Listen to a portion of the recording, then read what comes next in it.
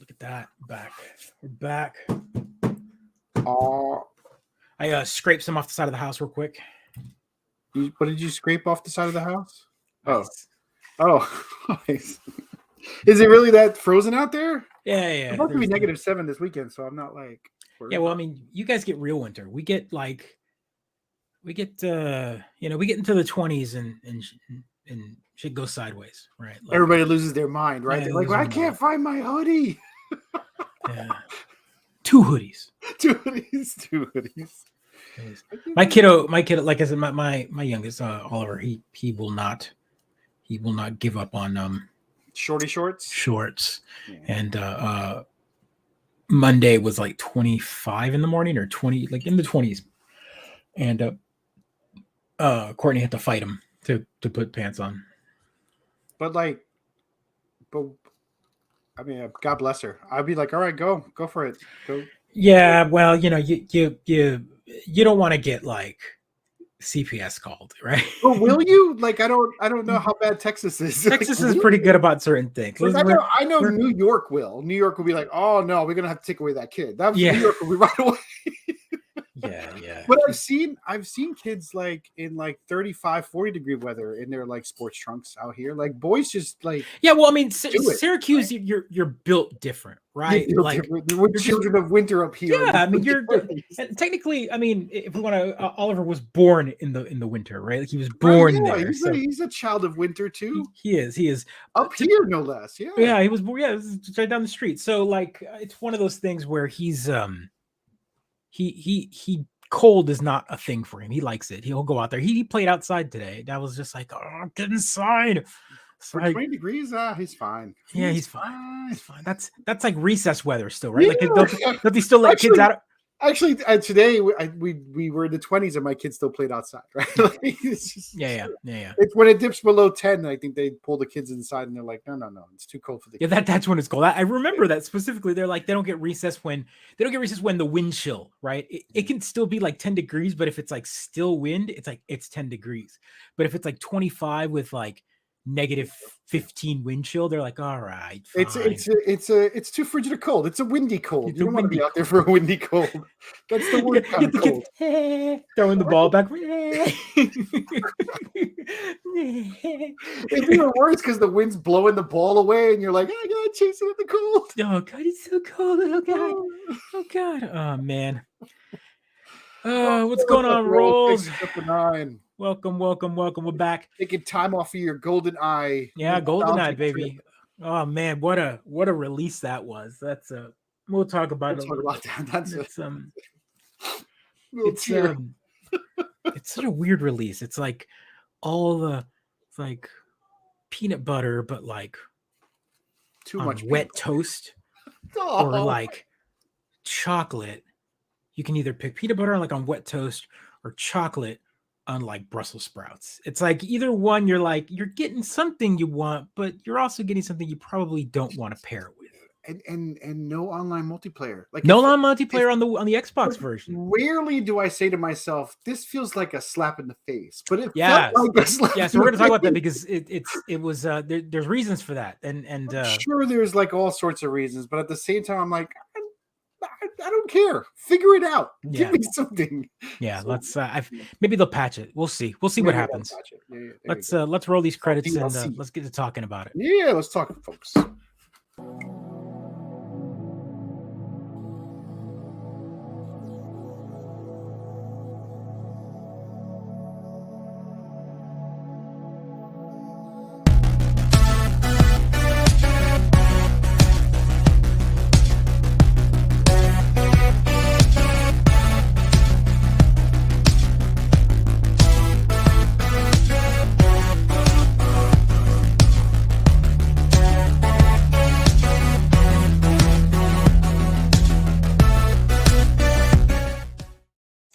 Everyone, welcome to the Mid-Geek Crisis episode 203. We are back.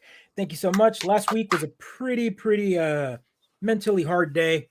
Last Tuesday it was just a lot of personal and work, and it was just kind of laid heavy on me, and I was just like I couldn't do it. I pulled it. I know it was weird because you texted me and I was like, All right. I was trying to rally. Yeah, no, Like, I feel you. gotta get on that train. No, I was like there was a moment where I was like, I should just do it, like pull that band-aid off. But like I wasn't in the headspace, and I feel like if I'm off, we're both off, right? So No, that's fair. yeah, That's fair because you carry the show. I just climb up on your shoulders and nice broad ones, and you just carry me over there. I appreciate that. That means Right over the river. It's nice. But it's there was only one set of footprints in the sand. That's blasphemy. I love it. Love it. So yeah, happy to be back. Thrilled to be back. In fact, I took the time to work on my hobbies. You can see the miniatures are back out. You gave me some trouble last week. Yeah, no, it's good. I'm enjoying. Like that's the nice part about it's winter's double edged, right? Like there's a lot of things I want to do, like in the garage. I want to open up the garage and start working on it, but at the same time, it allows you to hunker down and kind of just work on smaller things or little projects or whatever. And that's been fun. That's been a lot of fun this winter for sure. It's great. I mean, you can see, look, you see that container right there? Yeah, look at that. It's all open now. Like last time we were out, everything was put away. You were like, I'm done with that now. And you're like, well, it's completely full. So I'm like trying to rearrange it to see if I can fit in a couple more stands. But now I've got it's an entire division. Look at that. Fully magnetized. I've got the battalion commanders on this side. I've got the infantry going all the way across. It's just so now they're all put together. They're ready to go. They go in the little box and then they go on the shelf, right? You're like, oh yes, this is delicious. Delicious. This needs to be great on the magnetized, ready to go. And then you close it up and you're like, it's like putting the crate up at like what is it, Raiders of the Lost Ark? It goes into the top men. My wife asked me exactly who are you gonna play with, and I'm like, friends. Oh, man. Here's what's gonna happen. I'm gonna invite one of my board gaming friends over and be like, "Oh, come over. Let's play like a 2-player war game." Or you're gonna be like, "Let's play Sushi Go." They're gonna walk into the basement, and it's gonna be like a 6x4 setup. All the miniatures out. I'm like, "All right." As they walk in, they're like, "Pedro, what are you doing?" Click, like you're in it this weekend. I want you to wear this Waterloo style general hat, and can you do a British accent? You're gonna have to learn. Let's go. Have to learn. Oh man. Thanks, Rolls. I need to put up some more pictures. They're not at 100%. They're at like 90%, but that last 10%, the one that takes the most time. We got to put the flock and the grass and make it all beautiful and nice. So that's the next step. Man, I didn't advertise this week. I was just like, I didn't put anything up this week for the show. And we can tell, but Rolls is always there. Rolls is always. He gets the notification. He's number one. He's fan numero uno, baby. So like he needs to how you say we need to tell him, right? Because we're moving to Wednesday soon, right? Yeah, so we're gonna start that next week, right? Does that sound like the game plan for next week? Next week. I thought we were gonna do it after Valentine's Day. Oh, is that what you want to do? I'm okay with that. I thought Valentine's, so middle after the 14th. Yeah, actually, so you know what? Next week, let's do it next week because the 8th, the 15th, 22nd, it's good. It's all excellent. Good. Let's start next week. Excellent. Yeah, because next week Wednesdays. Yeah, Wednesdays are the days, man. It's Wednesdays. Like last week we missed out, and sure enough, Wednesday was like the news dropped. It was just like bits and pieces of news. Things happened, and sure enough, let's start that off with that particular story. So last week, Microsoft had kind of like well, okay. How about this? Microsoft has always kind of struggled with they're kind of like the old man in the sense of like what's hip and what's cool. Considering that Microsoft's whole like marketing platform was like, we're cool, the MTV crowd. I mean, like the original Xbox, like the 360 had a whole like MTV week block. I mean, the X is there because it's extreme. Because extreme, right? Like right. Direct Xbox. So I mean, it was always supposed to be like the hip, cool American console, American made, not Sony, not Nintendo, not Sega. Yep. It's American. But they've always struggled with their marketing on like getting the word out. And for the longest time, they've kind of relied on announcing all their news at the big trade shows, which was the old way of doing things, the web 1.0 pre-web and just up until recently, right? So you would go to Gamescom, you would go to Tokyo Game Show, you would do E3, A little news here and there between that. Sometimes you'd get things at like San Diego Comic-Con, just small little things that maybe weren't ready for E3 in the calendar. But E3 was always the time to announce things for the holiday season or things that we are working for the year.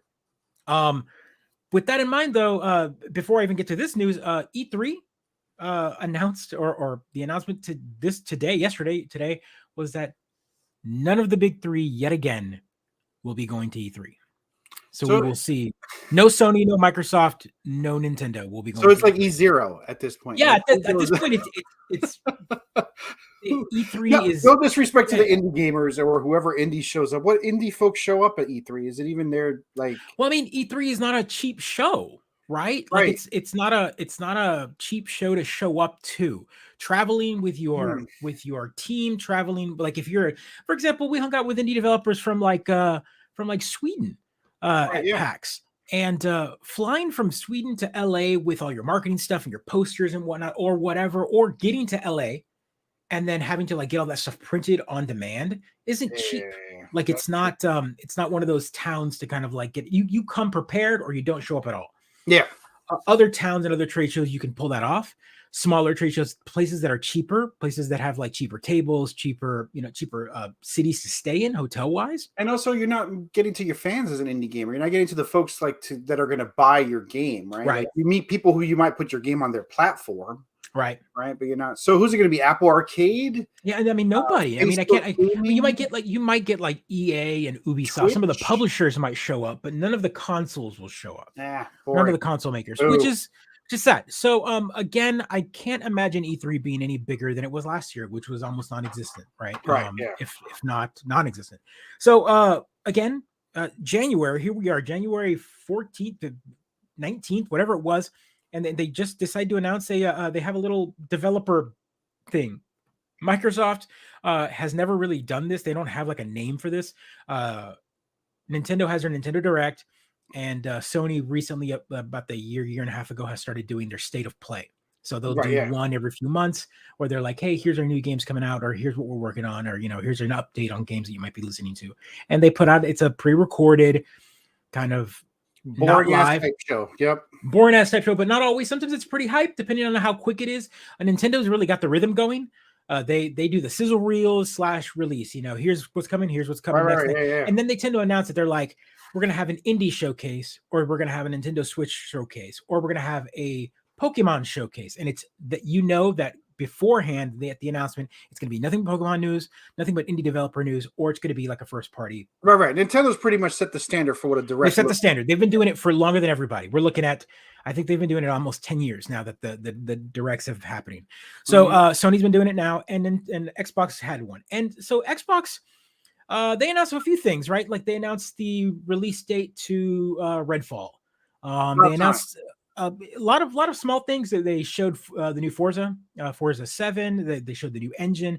They had little showcases talking with the developers really quick. The show was only about 40 minutes long, not too long. That's about my attention span for. Yeah. So it was they showed Minecraft Legends. They announced a release date for that. Microsoft. So if you haven't seen what Minecraft Legends is, Minecraft Legends is it's kind of a third person like Minecraft game, but it's making impenetrable bases.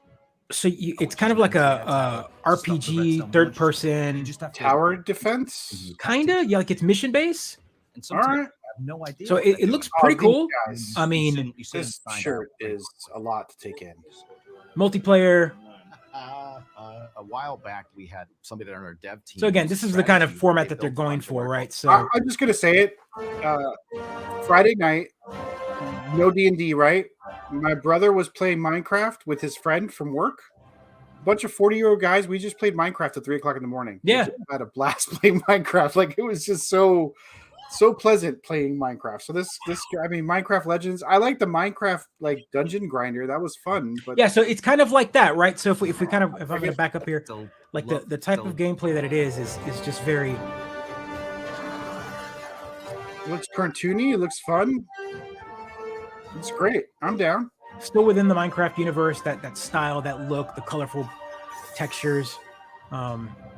Yeah, it looks like what's that like series of games where they kind of walk around and you just smash their way through armies? Yeah, it's kind of it's Oh like my a God. Something it's a Royale? No. Musho style game is what they call it, Yeah. the Destiny Warrior series and all Destiny that. Warriors. That's it. Yeah, That's what it kind so of it's looks like. it's very Destiny Warrior esque.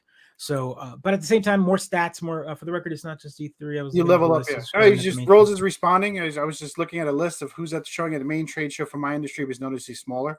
Rolls, I'm gonna tell you that I think you're right. These trade shows and all of these sort of group conventions have decreased. I think even PAX East might be smaller this year. Well, apparently all three are showing up for PAX East, but that's the rumor.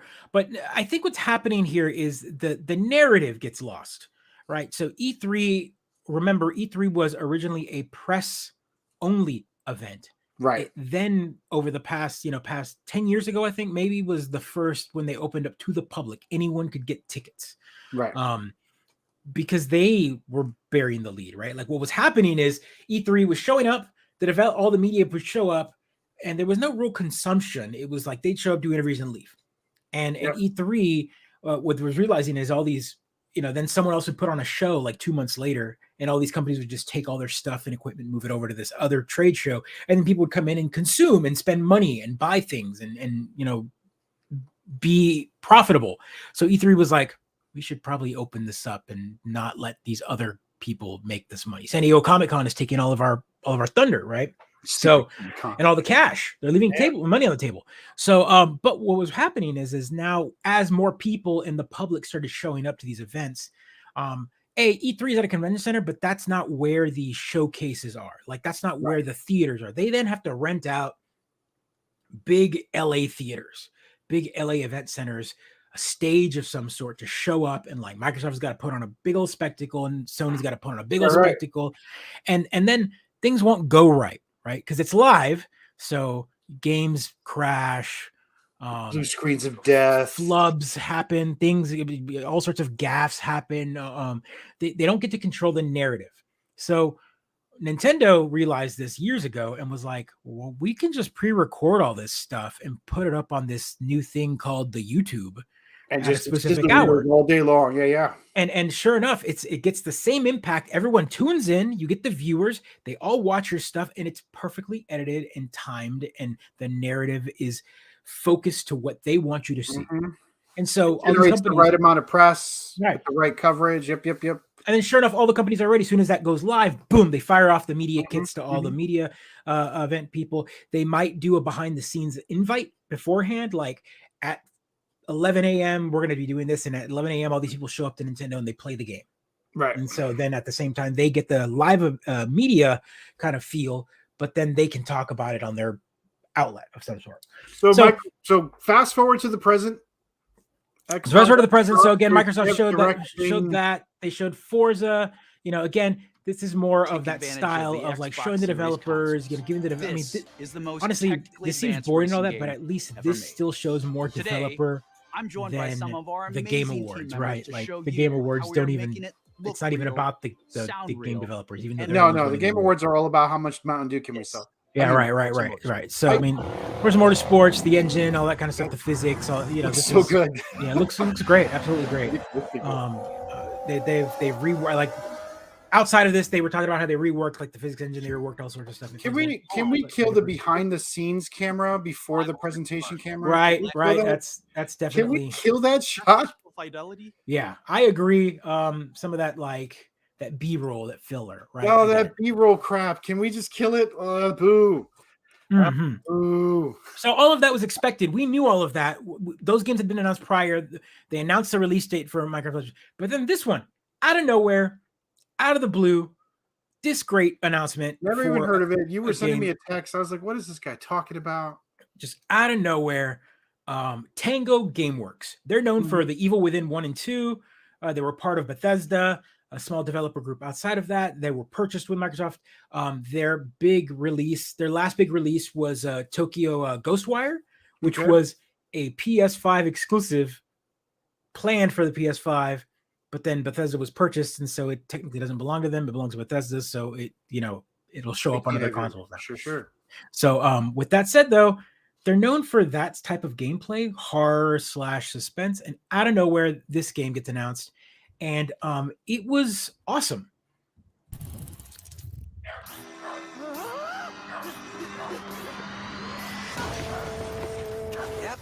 That's me. And you're probably wondering how I ended up here. Well, it's pretty standard. Check this out. Music player in my chest. It's powering up my new robot arm. Whoa. It's making everything sync up with the beat. Let's rock. This is awesome.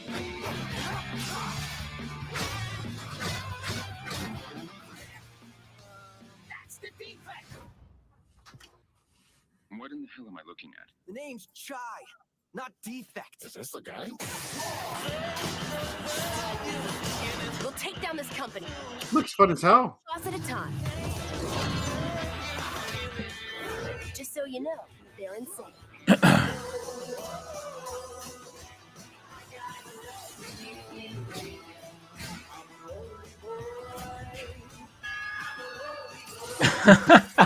They were like, Naturally.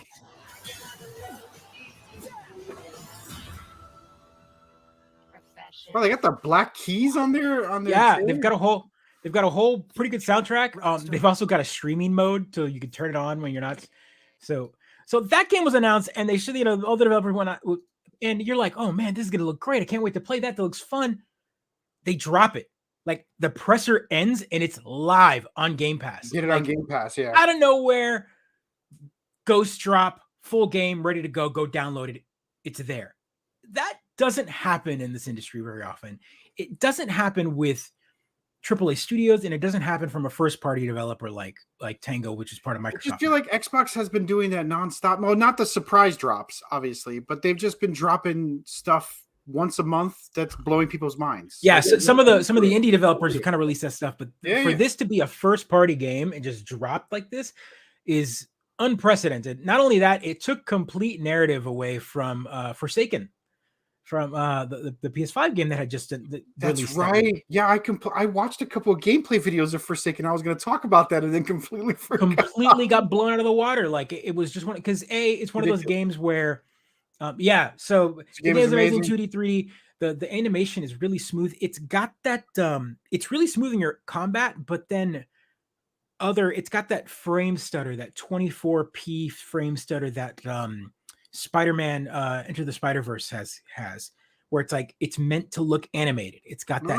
slower animated look, and it just feels so good. And the transition is so good. You go from combat to all of a sudden the cutscene, which is still an engine, but also like smooth transitions all the way through. The music is good. The combat feels great. It flows really well. It's rhythm based, so you can just hit the button if you want. But if you attack on beat, you get more power. Like more power points. You get your combos move up. You can kind of chain stuff. And it's a good story, good voice acting. And also what was interesting is so we didn't talk about it last week because we were out, but Forsaken dropped. And while I'm not a big Sony fan when it comes down to like their first party games, if it's a game that this game wasn't on my radar. It wasn't something that I was going to go out and buy. Sure. What I was really annoyed about Forsaken was this media hate train that was happening. Yeah. No, you texted me about it. You were like, this is ridiculous. Yeah, I'd never seen anything like that. It felt a little ugly. It felt a little sexist. Honestly, that there's no way to put it otherwise. It was a female protagonist from the Bronx who is mixed, and they were judging the dialogue. They were judging the way she talked. And all of it to me seemed on par with any other pop culture media that had been released in the past. Yeah, I watched some dialogue videos, and we should probably have had one ready for this, but it was sort of like, I was like, this is Marvel. This is like jokey banter. Every MCU movie.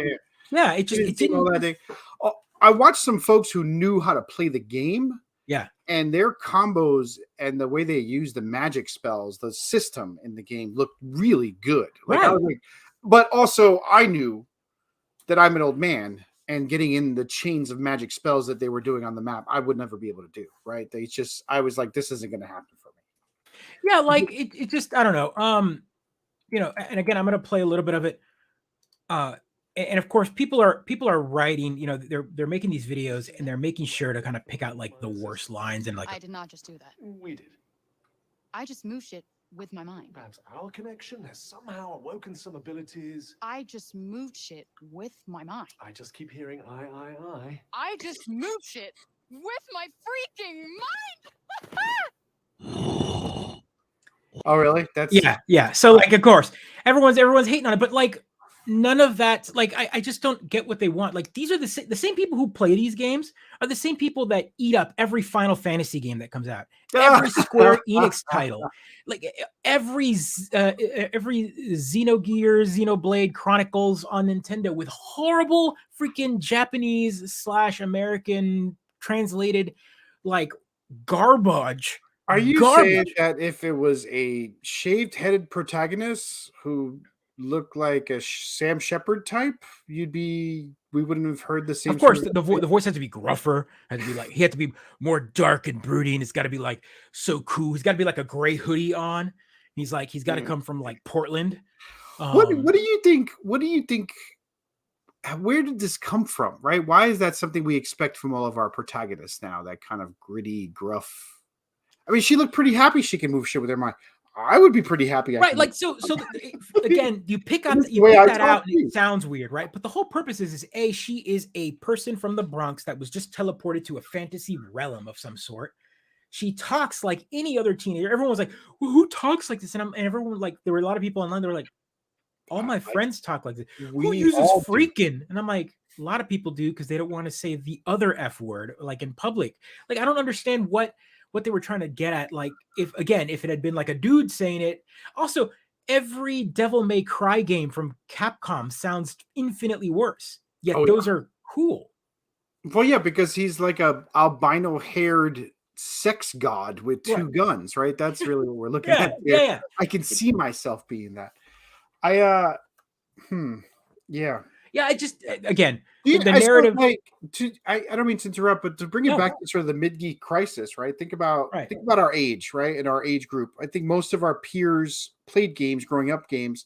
We're also the critiquers, the writers, the successful folks on the YouTube. Maybe not us, but they're the folks with the audiences who are blasting these games and getting the algorithms, right? From a media perspective.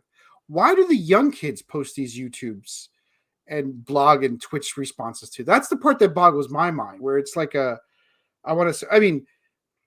doesn't boggle my mind because I know the answer, right? But like a 24-year-old dude who's upset that this is a female character seems weird to me. But then I'm like, the algorithm rewards them, Joe. Yeah. They are getting views and hits by being that hate-filled and vitriolic, right? They're getting. I get it. If the protagonist doesn't speak to you, that's fine.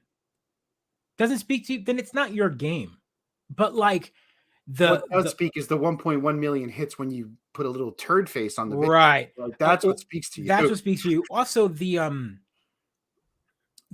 dog piling was just a little disgusting, and it was coming from pretty big journalists.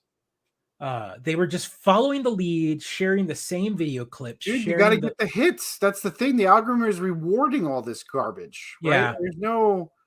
I mean, I tend to avoid it. I don't know. Look, this dialogue is not the best. It's not Oscar winning. It's not winning any amazing writing award, but there's nothing wrong with it. Like, you don't think it's going to win last year's Game of the Year award because it came out right after?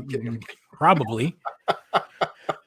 It just makes no sense to me anymore. Yeah, it's a shame too because it looks like a beautiful game, right? That's a PlayStation exclusive. Right? Oh, but of course they're like, oh, it looks like a PS2 title. They like to throw that one around a lot. Now that's one of the. It looks like a PS2 title. That's the kick to the like. None of these kids played a PS2. Yeah, no, none of these kids play the PS. I'm like I wish it looked like a PS2 title because a lot of PS2 games are fun. Like, check out the polygons. Maybe. I don't get it anymore. But anyway, that game launched the same week within the week realm of this Hi-Fi Rush game, and Hi-Fi Rush really killed it. If you don't own an Xbox, you can play it on PC with Game Pass, or you can buy it. It's only $39.99 on Steam. Good price. So I already downloaded it, but I'm 120 hours into Persona 5, and I just. How's the dialogue on that? It's bad. I mean, it's great. No, it's like cheesy. This is like. Right. So I thought I was signing up for a Japanese role-playing game, but like I didn't realize I was signing up for a role playing game, right? Like it is a lot of Sims style conversations and dating moments and stuff like that. So a lot of earnest emotions being displayed in Persona 5. So Yeah. it's a lot. It's a lot. So let's talk about on this show we like to talk a lot about games that go away. Things that get released, you have fun with them, you might be a person that enjoys them, and all of a sudden, because it's a games as a service, GAAS is the acronym you see online, they go away and they're forever lost. And sure enough, that's happening to another game today. Announcement, Rumbleverse. Oh no, this one just came out recently, right? Yeah, this game was a recent release and not too old. It's only on season 2. They had I was gonna say only come out a few weeks ago, and this might not have been everyone's game. But was interesting about this was another battle royale style game. It is Epic and Iron Galaxy.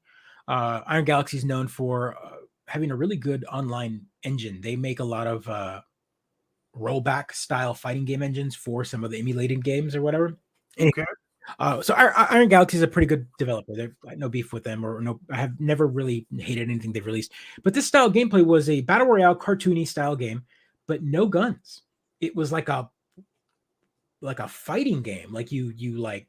It wasn't just a Smash Brothers clone. It was not a Smash clone. It was a Let me pull up a video for it real quick because it's not a Smash Brothers. About 6 months after the game officially launched, I was like, oh, this was like a new free-to-play game. Pro wrestling about okay, all right. Yeah, so Rumbleverse was just more of it's like a brawler, like a team, like 4 players team up together, and you just like fight against each other. So not battle royale, but like literally a wrestling battle royale is what you're saying. But it was still open world, like a MOBA. Yeah. Like yeah. So let me pull up the season 2 trailer because I think that's the best representation. So it's like Overwatch but wrestling. Yeah, in a way. Like in my head, battle royale, I was like, oh, there's 100 people all chasing each other and punching each other in the face and body slamming. Random wacky characters and whatnot. Today's fighters are going to bring the heat. I might have to change into shorts. What a display!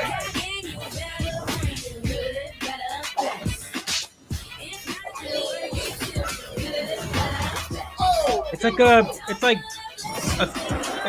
like a brawler, like like Streets of Rage or anything like that, just in 3D, and then you fight against each other. My goodness, Just didn't get the audience.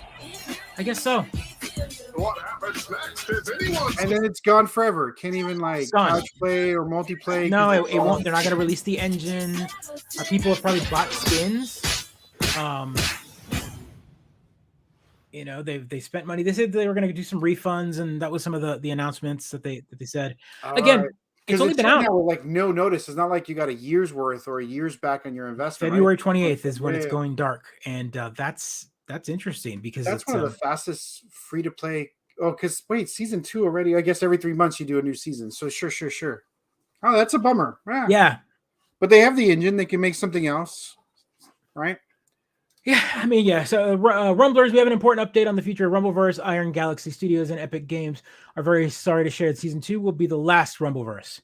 The project has been a labor of love. Oh, God, it's always hard to hear when you have a developer say that. It's been part of our journey. We thank you, whether you jumped in for the first playtest after our reveal or just shot yourself out of a cannon for the first time. Live services Rumbleverse will go offline on Tuesday, February 28th at 10 a.m. Not even giving you the full day on Tuesday. Yeah. Any player who has spent money on Rumbleverse is eligible for a refund of money spent on it in the game. This includes the purchase of the Rumbleverse Battle Pass, Brawler bills on any platform. We will share. So they're refunding. Okay, everything, 100%. Some refund. Yeah. Later today, we're deploying a final update to Rumbleverse. We're closing the store and opening the full experience to every player. The current Battle Pass will be granted to everyone. Your XP gains will be doubled. There will be still fun we can have together before the sun sets on Grapple. Grappital, so Grappital City. The remaining weeks will be a chance to celebrate the competitive spirit we've brought to this game. We're grateful for our players who have joined us in the Rumble. Thank you so much, etc. Oh, that's so sad. They're going to get like 1 million players all playing it for the rest of the month, right? That's what. Yeah, for sure. Because everything's unlocked, I'll play it. I'm like, it's like a regular game. I'll play it. What's going to be sad is they're going to see these numbers and people are going to be talking about how much they have fun. And I wonder if releasing the game as a $20 game instead of a game as a service model might have maybe. I mean, I don't know. It's a gamble both sides, right? Like they think if it's a $20 game and you get a few people that like it, well, let's just say like let's say it was a $19.99 game, right? People would buy it once and maybe not invest any more money in it, even if they had like an online store or whatever. Yeah, get a season pass. Yeah, sure. Or they could release it for free, and then someone might have bought the season pass twice, so that would have given them $40. Plus, they might have spent a little more on the bucks, but then they got to refund all that, right? So none of that money really went to them because they're giving it all back. Right. So they would not have to refund a $20 game though. That's what I'm saying. Right, because you purchased the game. Maybe I don't know what would have happened there, right? Like if you they were banking on it being successful so they can make all their money back and then some because it's a predatory stuff. Whatever. I don't want to get into it. Sure. The games of the service is going to be predatory in its own right, but I also do. There is a old man. Maybe I don't know what I put myself on the other side of the fence. I know that it's not a fantastic model. It's very easy to hate on, but the way I saw it for some of these games that are games of service, like Fortnite, for example, it has given me years of enjoyment. And most games don't do that, right? Like some games will release once, and then you always wish, man, I wish there was more content for this. I wish they added more characters. I wish I got some more levels, some more world. You do. Right, I'm happy to 100% a game and put it on the box. No, right. So for some games, I'm not talking about all of them. A good example of this is most of the first-person shooters that you buy, right? Like if I bought, Destiny, I'm done. I beat the game, Destiny. Yeah. So if Destiny was a single package game and you bought it and you're done, you're like, oh man, there's online, there's multiplayer, but the developer isn't releasing any more levels for that. And I wish there was more content being added to this. And I think that was the mentality, was like these games as a service, shooters, for example, were like, hey, we release a game in a very bare bones fashion, and we can just keep taking the profits we make from all of that monthly to keep paying our developers to keep grinding out more content. And make billions of dollars. Right, and make billions of dollars. But if it's a game that you enjoy, a good example for this would be if Nintendo turned Smash Brothers as a games for service. It might get hate at first, but honestly, it was practically one already because the game had a multi-year development cycle and they were dropping characters.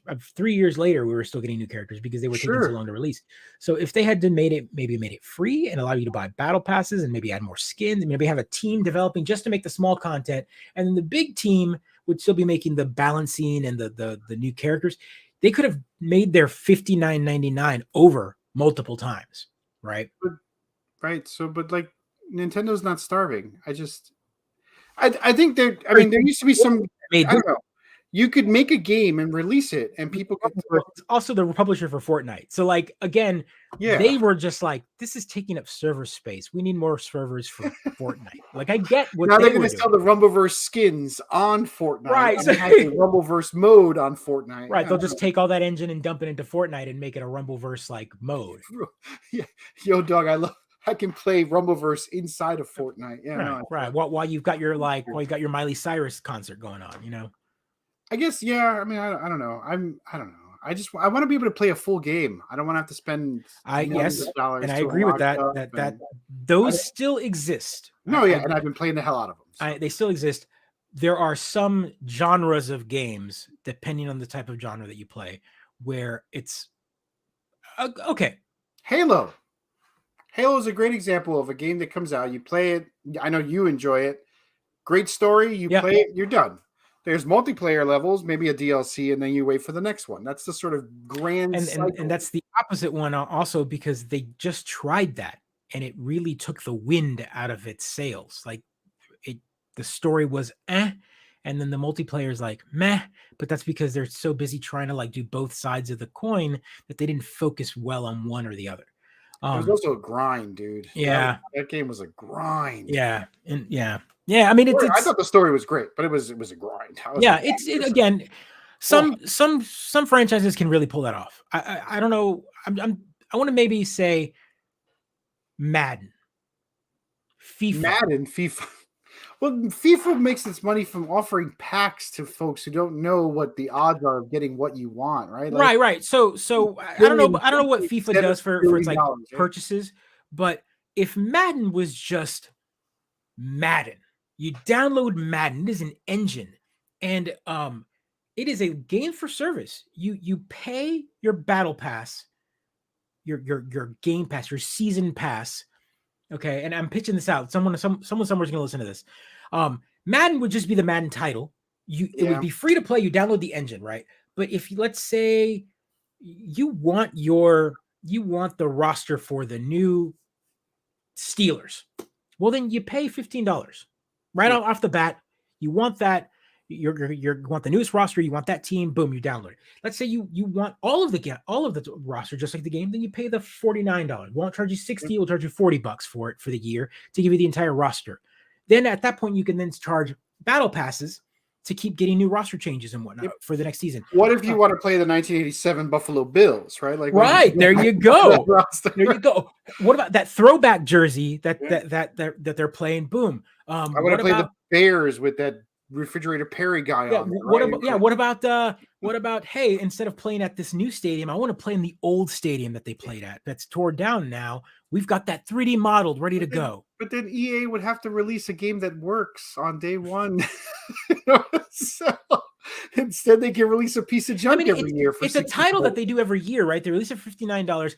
But if you buy it day one, you play it day one. But those games devalue so fast, right? As the season progresses, they're down to $30. And then like right now, if you want to go buy the newest Madden, since it's the end of the season, we're a week away from the Super Bowl.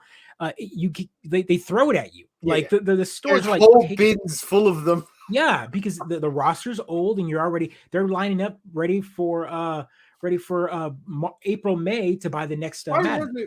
Do they not see like they do it with FIFA just fine? Is that EA FIFA as well? But yeah.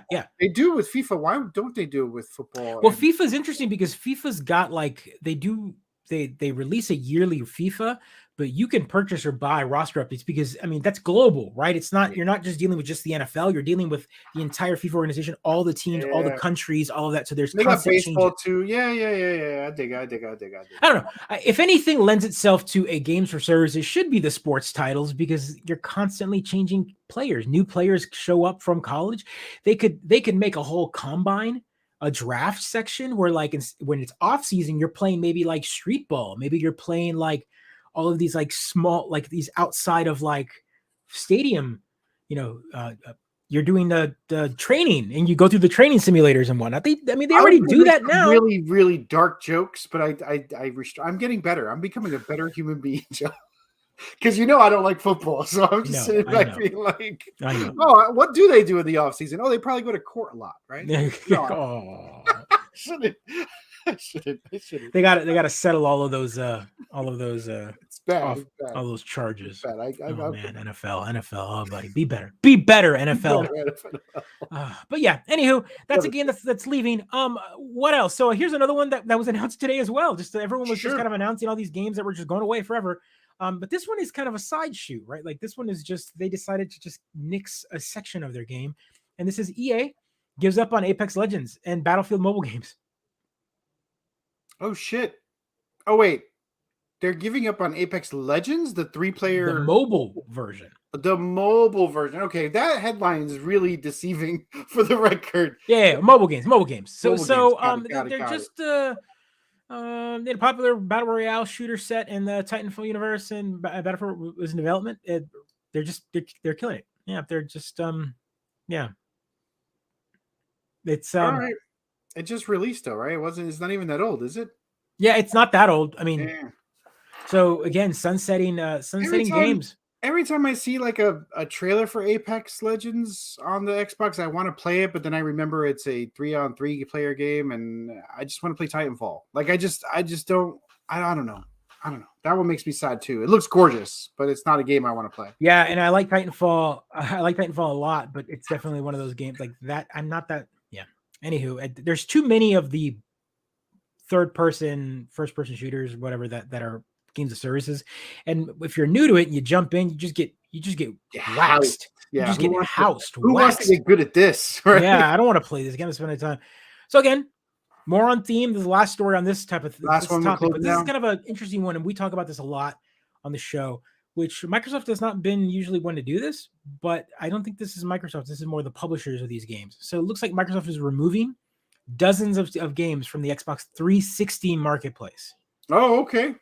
So that means that if it's a 360 game and it hasn't been ported over to the Xbox One, then you won't be able to buy it on any system. Or you won't be able to buy it on the marketplace at all. You got to find the used version somewhere. Yeah, you're gonna have to find the physical copy if the game is a physical copy version, because there are a few on this list that are just marketplace ones only. Oh, wow. So that said, they just announced it. Microsoft is removing dozens, and so here's the list. Wow, there's a bunch of Assassin's Creeds on. Yeah, there. so it looks like Ubisoft is pulling a lot of their. They're redoing them. They're releasing some sort of new something, version. right? That was definitely one. Revamp, this one's a big one too. Blue Dragon. That one is it's one of not many exclusive JRPGs for the 360. Oh, all right. So that's a big one. That was Akira Toriyama, creator of Dragon Ball. He's got it's a JRPG exclusive to the Xbox. So that one's going away. So if you own the physical game, that's fine. But if you want to buy it digitally, you got to buy it before the end of the month. Go get it. Dark Souls, really? Yeah, man. Daytona USA. This is a big one because Daytona USA, the best version of the game is the 360 marketplace one. It runs better than the PS3 version. It is backwards compatible with the newest version, but there is no other release or physical copy of this version outside of like the original Saturn edition. Some of these are randoms, like Iron Brigade and Mass Effect 2, which is interesting because that means you won't be able to buy Mass Effect 2, but they're pulling that because you can buy like the new collection. You can buy it in the new one. Yeah, you can buy it in the collection. You can get it in the new one. Yeah, Left 4 Dead. Left 4 Deads are gone. Yeah, I guess they want people to actually play their new one. There's another one, Jet Set Radio. Again, this is a Sega. That's a fun one. It's an old Dreamcast game that was brought forward, but at the same time, it's now pulled, so you won't be able to buy it. I think there's a port for the one, so I think that's fine. But again, Peggle 2. Wait. Monopoly Deal? I'm never going to be able to play the Xbox version. Yeah, you're done with that one, man. That's it. You're look, Spelunky, man. On the Xbox, right? 360. Yeah. Yes. Yeah. So again, this is the Xbox 360 marketplace. So if the game has already been ported as a native port to the One and up, you'll be able to still buy it. Yeah. Some of these games haven't been ported. Some of them are stuck. Like a good example here is Prince of Persia. The Prince of Persia game from Ubisoft is a 360 game. It does not have a native One port, which means that once this is pulled, you won't be able to buy this game digitally anymore. I dig it. Look at that, like Star Wars Knights of the Old Republic. That's a big deal. Yeah. I mean, Raven. Yeah, I'm noticing a lot of Ubisoft games, man. That's Splinter Cell. That's a Ubisoft. South Park: Stick of Truth. That's an Ubisoft published title. Just a lot of Ubisoft ones. So I'm wondering what their deal is with that one. Again, Lost Odyssey, another JRPG, which you're not going to be able to buy. Yeah. So if I own it digitally, does that mean it's gone? It won't work? If you own it digitally, it's yours for now. Like you'll be able to, you can always re-download it. But the idea is that you won't be able to buy it again. Or let's say, for example, someone sees you play it, and then you're like, "Oh, that's a cool game. Where's that? Oh, that's 360. Oh, okay. Oh." You can go look for a physical copy if the game was a physical. I'm like, oh, brother, it's out of print. Sorry. It's out of print. It's out of print. Or it only released for this, Lots of games go out of print, Joe. I know we shed a tear for them, but lots of games go out of print. Yeah, and one that was in how do we put this? It was in licensing hell for many years. Sure. This title everyone's been wanting this title.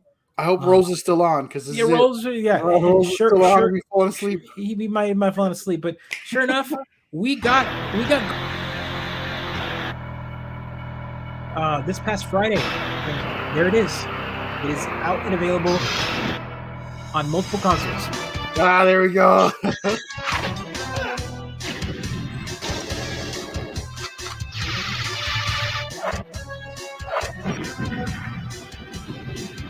Enhancement wise, on the Switch, it's a little cleaner. Like obviously, it's looking a little better due to emulation. It's not as jagged edged as the original N64 version. It doesn't have widescreen. The controls are a mess. There are whole guides online on how to fix the controls. Really? Remap your controls to get them to feel more modern, which makes the game better to play. So sure enough, what was cool about this release is that we got it on the Switch, and there is a an Xbox version, right? And the Xbox version is So, with that said, not great. these games released on the same day. They are both GoldenEye 007. They were made by two different teams, two complete different developer teams. Took the N64 code and ran it through an emulator. The Switch version has online play. The only reason it has online play is because the Nintendo Switch Online N64 emulator has online built in, as in like any of the N64 multiplayer games, Mario Kart 64.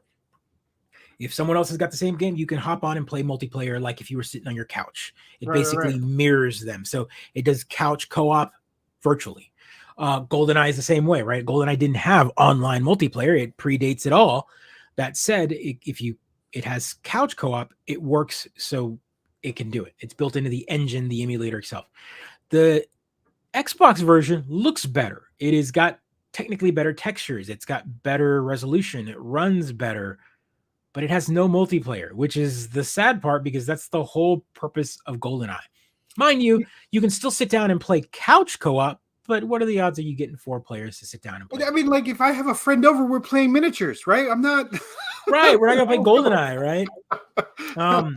This is an interesting one. World says can't confirm controls on Switch, specifically the stick, are garbage. Yeah. So there's a whole. Let me see if I can find it real quick. There's a whole guide on remapping GoldenEye for the Switch, and it helps a lot because the remapping happens within the system, and then you can go outside, like within the settings of the console.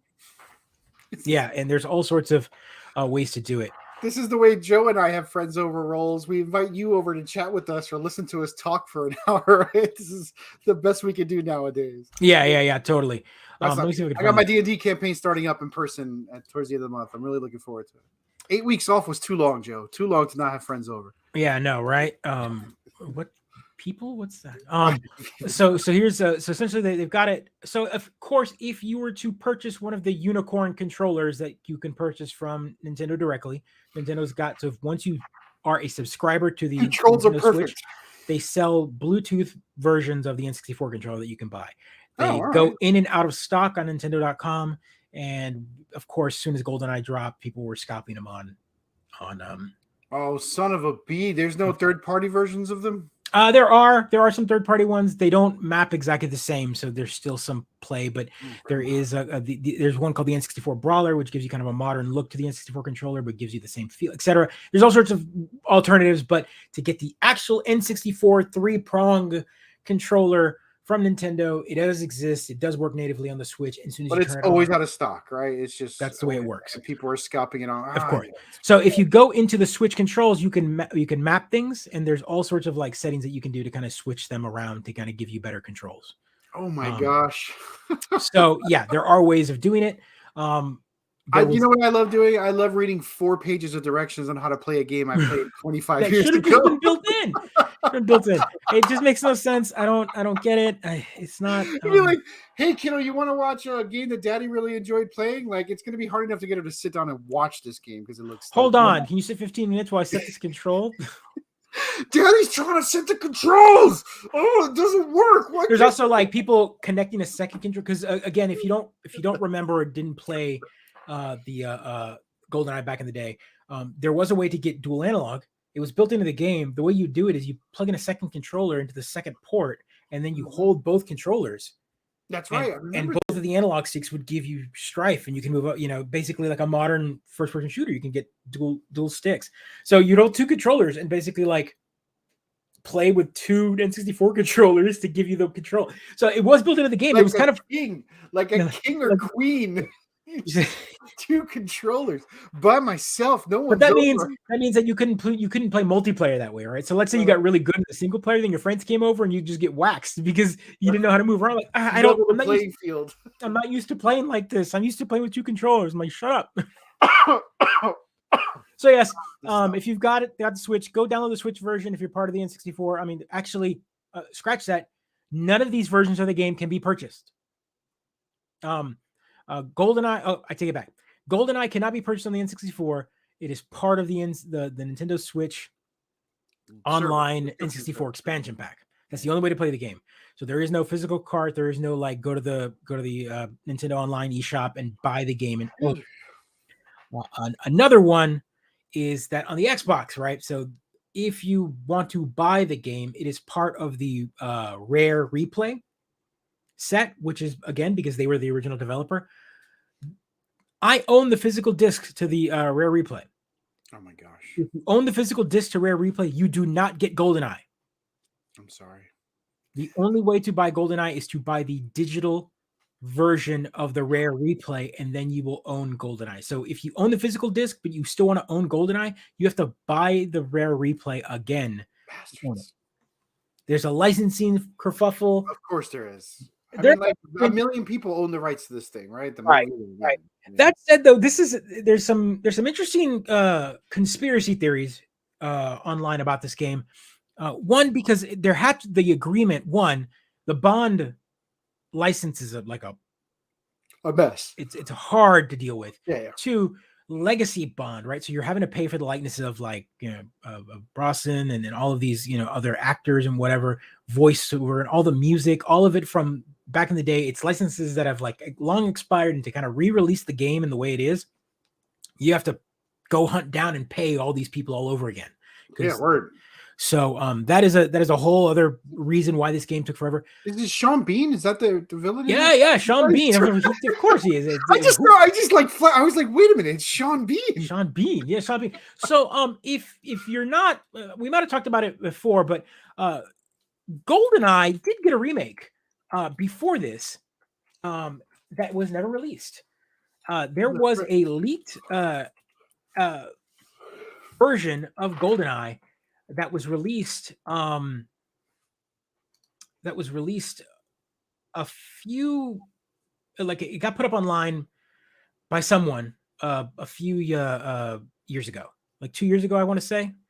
And because of that particular game was complete. Released, and Rose says it couldn't get the licensing done, and that version is the version I really want. Yeah, everyone was expecting that version to get. It's complete. It's done. It exists. You can go download it. You can play it on an emulator on your PC, and it plays wonderfully. It's got uncapped frame rate. And here it is. Like it's got all the menu system. It's got like it's Xbox Live, like you see here. But like this is what the game looks like. Gorgeous. Look at that. It's straight up like better. To be honest, this is the way I remember it in my head. Right. I remember this beautiful the gameplay in my head. Right. So this is what it looks like. Whole new textures. It's basically the original game decompiled and then rebuilt from the ground up with the original code. It's so good. That's not what they did with this version. This version is basically running on top of a layer of emulation. So it's got problems, aka it's limited to 30 frames a second, the textures, there's all sorts of things. Also, it's almost like the agreement between the release of this game was like, by the way, you can't make this game look or run better than the Switch version. There has to be like a parallel. There's got to be parity between the two versions. So that's shameful. Yeah, because like the Xbox has totally enough power to play this, but they didn't. And also it's capped at 30 frames a second, which is like, why? Like it makes no sense. It's like it's intentionally nerfed on better hardware. I don't know. So yeah, this version exists. It's out there. It's done. They could have just... It can be found on the Pirate Sea. It can be found online and played. But that said, though, this isn't the version we got. So also, by the way, this version was created by Rare. They know it's done by Rare, but not a single person will fess up about it. Oh. They have never been able to get one single developer to actually like say, yeah, we made Good that. for them. Good It's, for it's them. like they're like massive NDA and massive like we don't want to be sued out of our Say pants. nothing to nobody. You did Yeah. some stuff we don't want to hear about. I do appreciate that there was someone out there that was like, Yeah. just like release it and be done. You didn't get it from Oh me. man. Good So yeah, stuff. things like that happen. It's exciting when that kind of stuff happens. And so like if you're in the know, you can kind of still play the game. Get that nostalgia feels on. Rolls, I hope you're living your best life playing that game on the Switch. I know you're a fan. If ever we get some online time, I need to figure out how to play it. Oh I man. have spent 3 days figuring out the control changing scheme. Though. And That's he's still what- cheating, and and he it- realized it can't be played on multiplayer. Like it's just yeah. That's good stuff.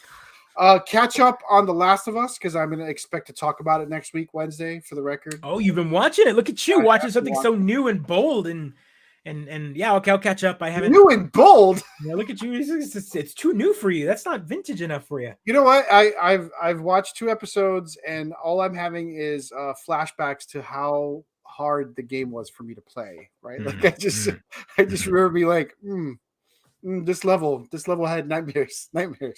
It's good though. We'll talk about it next week. Catch up because there's going to be. Yeah, we'll talk about it next week. The last bit of news we're almost out of time, but I'm gonna end the show. We're 1 hour in. I'm gonna give you another 10 minutes. I'm gonna rant. I'll probably talk about it more next week, or I might do a second video about this, maybe by myself, kind of sharing my thoughts, just so that I don't make Pedro want to like kill himself. Quit. I'm done. I'm done. Today was a kind of a big deal. If you've heard me rant or read any of my rant online, on Twitter, DC kind of went through a whole like reboot. DC news has just been bad. Warner Brothers in general has always been bad. We were talking before the show why things are never happen well with Warner Brothers. One of the things is DC is its own thing. Marvel is its own thing. But that said, though, when Marvel is owned by someone, the real bosses are Disney. And Disney has a pedigree. They tend to like be very particular, a very like fun, like the level of quality to make money is very tuned well. Warner Brothers changes ownership every other freaking year. If it's not AOL Time Warner, it's like right now it's Discovery Time Warner, right? Like it's just the changing of the guards constantly happens. And with that comes people that just want to make money or save the company money. Yeah. Which means that they don't take care of their franchise. They don't take care of their licenses. They just want to throw stuff on the wall, see if they can make their return, and if forget about it and move on to the cash out and sell the company to somebody new. Yeah. Right. So, I mean, they realize that with their stable of heroes, that is Superman, Batman, and all of the other, DC universe heroes. DC Studios is owned by Warner Brothers. Yeah, okay, yeah. So DC in general, DC Comics is part of Warner Brothers, and it's been part of Warner Brothers for forever. So you can't just like sell them off. Like yeah. They are their own division. They have their own CEO, their own publisher, their own editor in chief, that sort of stuff. And then also the films division had its own. It was Jeff Johns for the longest time. And under Jeff Johns is where all the horribleness that happened with Joss Whedon and all of the accusations and all of the misappropriation of things that happened behind the set, Justice League, the reshoot of Justice League and all that kind of stuff. Just a mess. All of the allegations of sexual misconduct and all that kind of stuff. Just Joss Whedon being awful to women. Oh, I can't imagine why. Anywho. Yeah. So I was texting him being like, what the hell?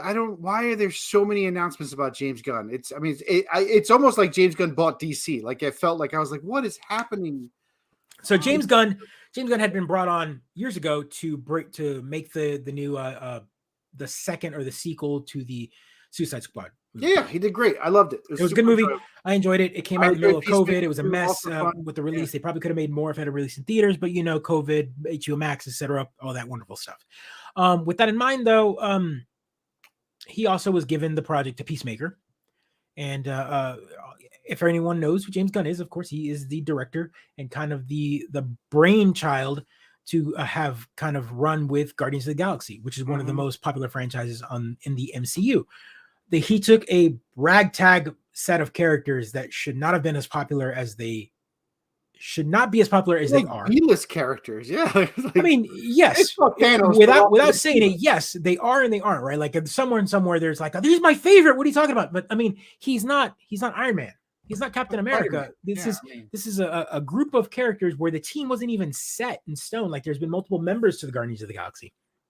Yeah. And he took those characters, reworked them, made a good movie, and created a franchise and made people like Star-Lord and Drax and Gamora and Rocket Raccoon and Groot, these characters like household names. Yeah. Like that doesn't happen. Like you don't get to be in the pantheon of like Captain America and Iron Man and Rocket Raccoon. Like it doesn't happen. You don't see I will show you my Rocket Raccoon tattoo, but I mean, they're characters that weren't technically meant to ever be in that, like, they're B-list actors. They're the space characters. They're not A-line Avengers. They're their own thing. Oh, let's introduce Adam Warlock in the weirdest way this year, right? So that's but Guardians of the Galaxy, he turned it into something new, and sure enough, they saw that he can really take these like obscure characters and turn them into like likable characters. Did it with Suicide Squad. We had characters that we got Peacemaker. I even like the Weasel. Everyone was enjoying these characters. So with that all in mind, DC basically money had them. They were like, you've got those projects at Marvel. You wanna come and run DC Studios? Yeah. And so he's now head of media. So he is now the head of media for DC. With that happening, looks like the drama that happened prior to his announcement of being head of media. They got rid of Henry Cavill. We had The Rock really pushing, trying to become this media mogul for DC. I think it's again speculation, and from what I read online, it sounds to me like The Rock really wanted that job. Oh, wanted James Gunn's job. The Rock sounded like he wanted to be like maestro of like marketing and like push. I mean, look, he's The Rock. He's like, I am all that is marketing. Studio. He doesn't know how to make a move. Well, I mean, he makes millions for studios, and he's just bombastic. He doesn't mean that he would have been in every movie or direct, but he wanted to be the one that like said, this is what's going to be it. This is the vision for the. So, from my understanding, is his agency and his whole production company and all of that went behind the scenes before James Gunn came in and started like wheeling and dealing to bring Henry Cavill back into the movie. They brought him in at the end of Black Adam, and at the same time with him showing up there, they were like, now DC sign him. But DC behind the scenes was like, we're gonna bring James Gunn in, and James Gunn came in and was like, I got a different vision. I've got a different way to go. I don't think Henry Cavill is the one. And look, I'm gonna play devil's advocate here because one, I am a giant Henry Cavill fan. I wanted him back as Superman. It was the most exciting bit of DC news we got in forever. Yep. Him coming back, putting on the red cape, giving him another shot without certain directors with a whole new story. I mean, the only thing more exciting was that than it was Gal Gadot being Wonder Woman, right? Yeah, right. So like Henry Cavill is Superman in my book. The problem is there was no actual agreement done. It was all media press, and then they were going to chop it up behind the scenes. Gunn came in and was like, he's not it, man. We don't, nothing against Cavill. We're going to go in a different direction. We want to go in a different direction. And of course, that caused huge backlash in the fan base. The fan base that was already paying for your movies, the fan base that was already on board with DC was super happy about this. And then a month and a half, 2 months later, you pull it away from him and go, no, he's canned. You fired him without him giving him the job. Yeah. So like, and then you're like, we're bringing in Gunn and we're revamping all of this and we're doing all of this, which caused a lot of reboot, canceling this, canceling that. We'll cancel all these movies, all this stuff that was going to be made. All the stuff in the can. No, stop all production. Yeah. So all of that happened in December. So everyone was just left in the holidays, just mad. Henry Cavill, he had just quit The Witcher. People were saying he quit it to become Superman. There was actually some other news that he was quitting it because he didn't like the direction that was going, because he's a big Witcher super fan and he was angry at the writers. That said, Henry Cavill was out. He was no longer. He was on. He'll paint. He'll be fine. He's gonna be one for me. Build a new computer. He'll be fine. He's doing. He's now head. He's not gonna be in a new Warhammer movie. Yeah, so he'll be fine, guys. It's sad to see him go. We never got the movie that I wanted out of him as Superman. Man of Steel is great, but I really wanted something else.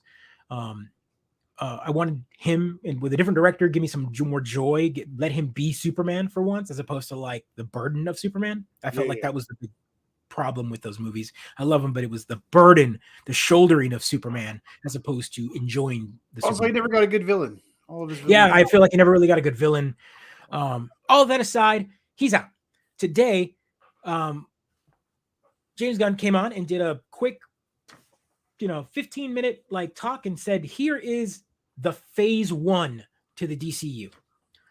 Basically, he's marveling DC. He's bringing in that same formula. He's breaking it down. He called phase 1 Gods and Monsters. And one of the things that he's doing different from Marvel is that all animation, games, and movies will be tied in together with the DCU. Basically, if that character is that character in animation, he is the actor playing him on live action. There will be no multiple voice actors for certain characters. There will be no Batman will be Batman. He will be Batman. Okay. Bold. Right. How that pans out in the long run is who knows. Yeah. He then said there are certain movies like Matt Reeves, the Batman, and Joker that are popular. They make money. They're great. They're good movies. We're not canning those, but they will be under the Elseworld title. Which, if you're a comic fan, you know what that means. It's the equivalent of Marvel What If. Yeah.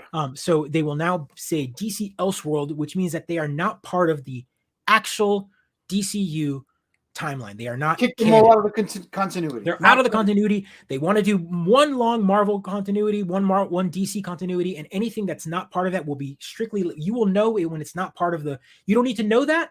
If you want to enjoy it for its own type of media, then cool. But it is Elseworld. Cool. That's good. We now have that. I remember ranting about that. I'm like, why don't they just call that stuff Elseworld? They've already got a name for it in the DCU. Yeah. That's what they're doing. That's good. Bravo, Gunn.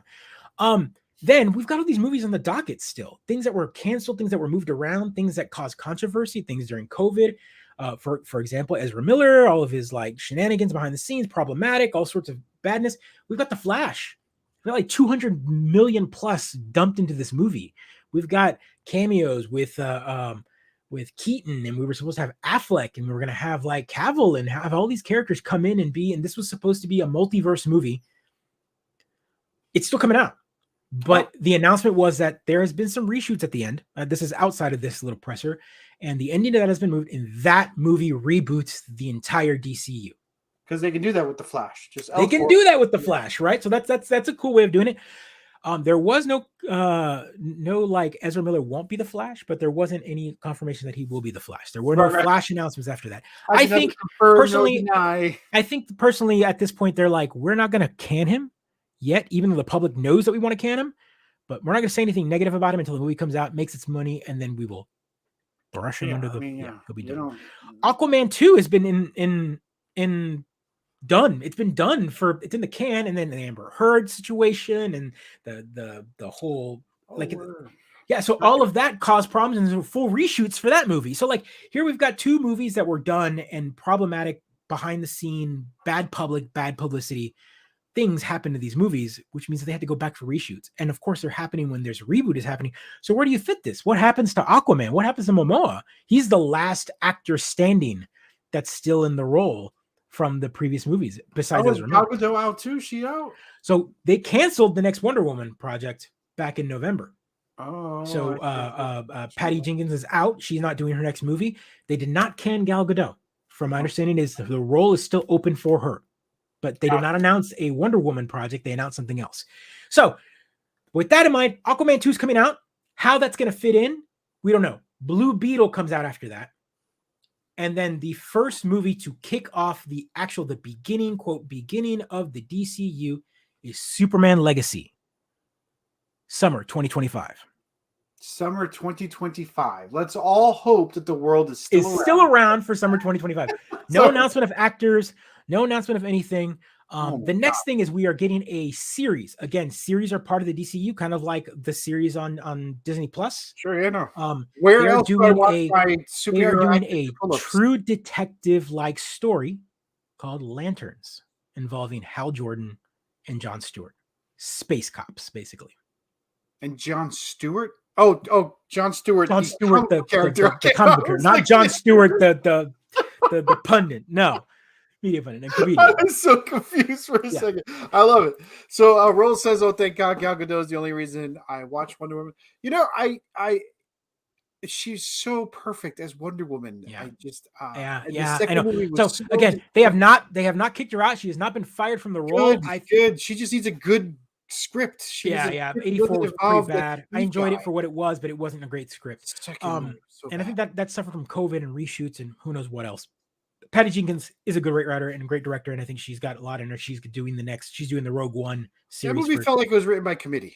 Yeah, It felt like yeah. everyone And got again, involved. that goes back to the original part of this conversation. Was like Warner Brothers was like, do this. So Marvel's doing this. Why don't you do this? And she was like, that movie felt like it was written by committee. It was Yeah. so weird. So another one that they're announcing. These are the movies. The Authority. So The Authority, if you're not familiar, is Wildstorm. It was a separate comic line that was then purchased and brought into the DCU years ago. Characters like the Midnighter, Apollo. It's 7 heroes with superpowers, kind of like a Justice League of this universe that then were brought into the DCU, which exists now.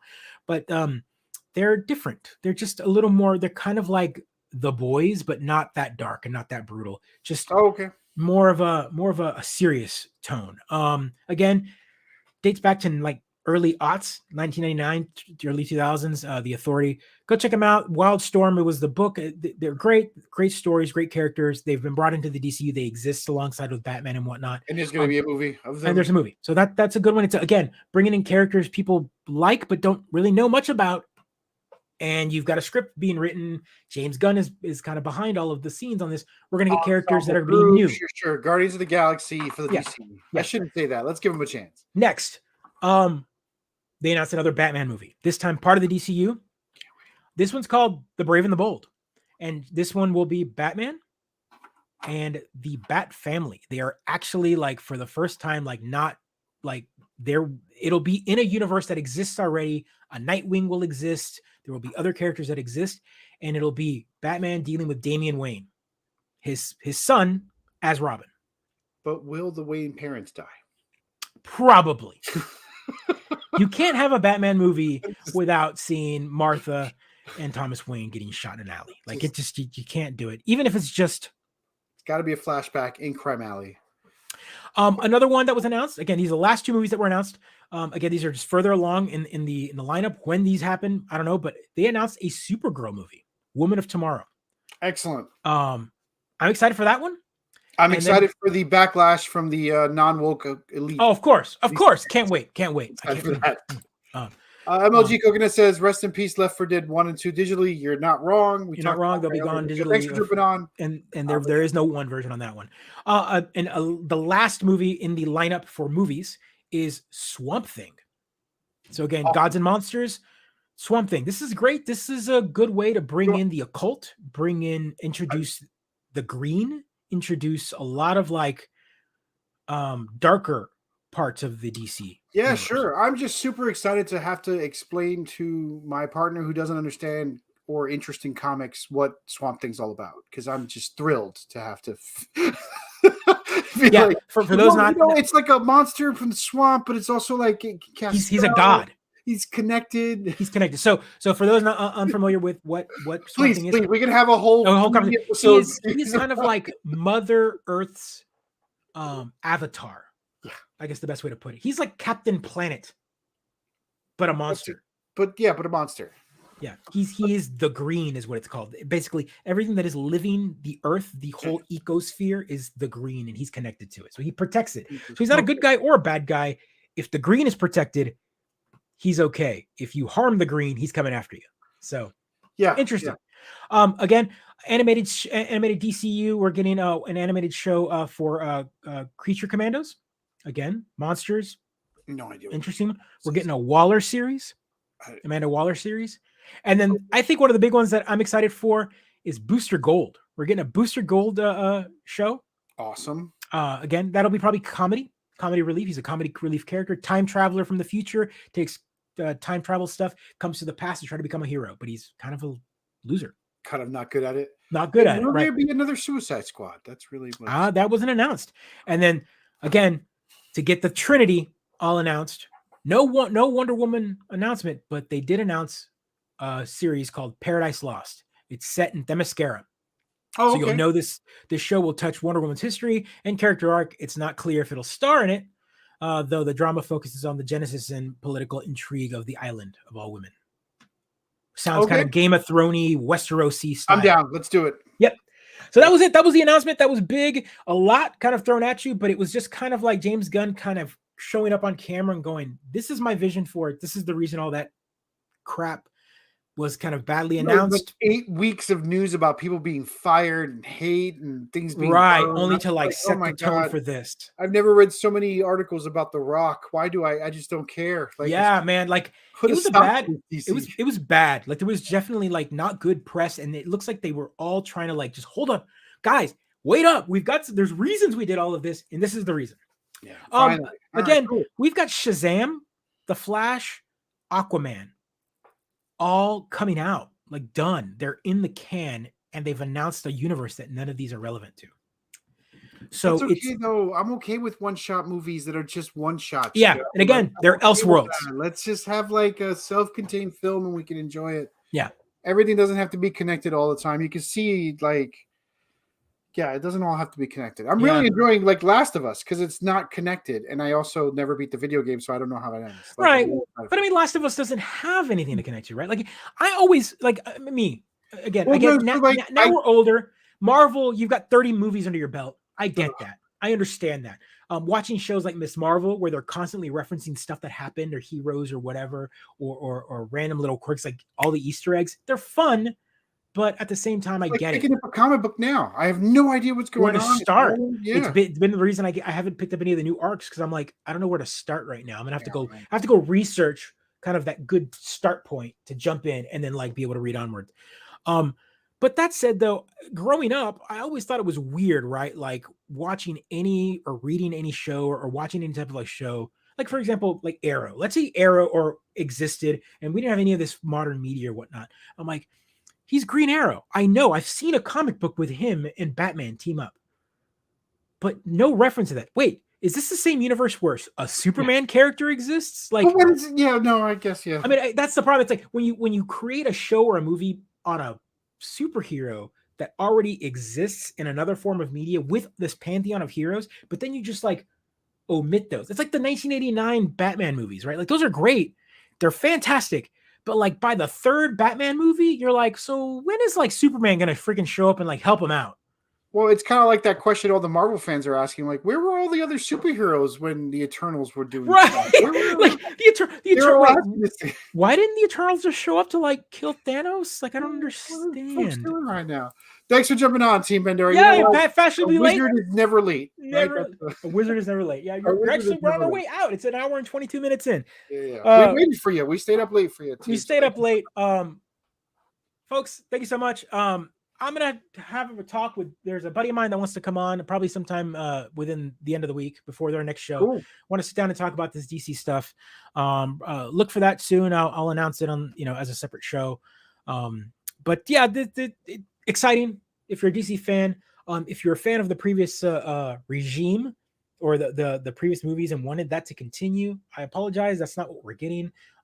I was always in the middle. Like Zack Snyder movies were fun, but I really didn't want that tone anymore. They were not fun. They were not fun. I was not excited for whatever vision they he were wanted okay. to go to. They were watchable movies, but they were not fun. So here we are. There is hope for the DC universe for the first time. Again, this is one of those times where even though I watch this, even though James Gunn himself, Mr. Moneybags, Mr. I can make any movie and make it profitable, Mr. I made the best Christmas special made in the past 20 freaking years. I didn't watch it, but okay. Oh, what? You didn't watch it. We talked about it on the show. You can't pay me to watch a Christmas special. I'm sorry. Oh, you should. You need. Well, next Christmas I'll make you watch it. We're gonna have a whole watching of it. Great, probably the best Christmas special that's been made in the past 20 plus years. Is now helming DC, and I'm still feeling like gun shy. I'm like a little like I'm still cringing at the hit. Like they raise their hand to kind of like cheer, and I'm like, oh, what? No, don't do it. Don't hit me. Like so. Yeah.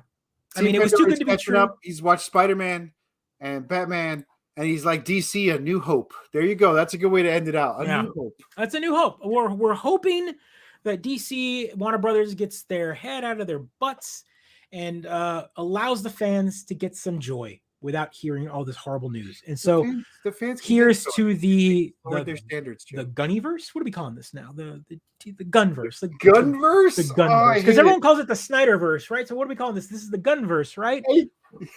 Yeah, I hate it all.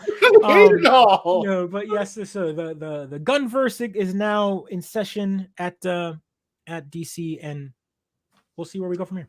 Rock and roll is so exciting. Thanks for jumping on, everybody. Rolls and Team Pandori and MLG. Yeah, thanks so much. We'll be back next week, same time, 8:30. Same time, different day. That's right. So join us next week, starting again. Let's should probably put that up. Same time, different day. Yeah. So new day, Wednesdays.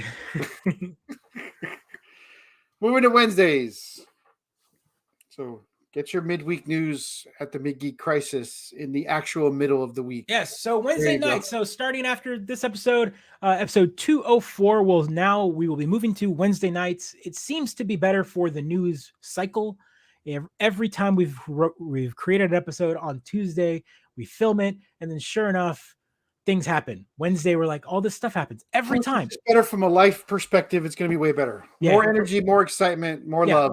Actually, at the midweek here at the Mid-Geek. The Mid-Geek. So, folks, we'll be back next week. Again, Wednesday, not same bat time, but at the same bat channel. Yeah.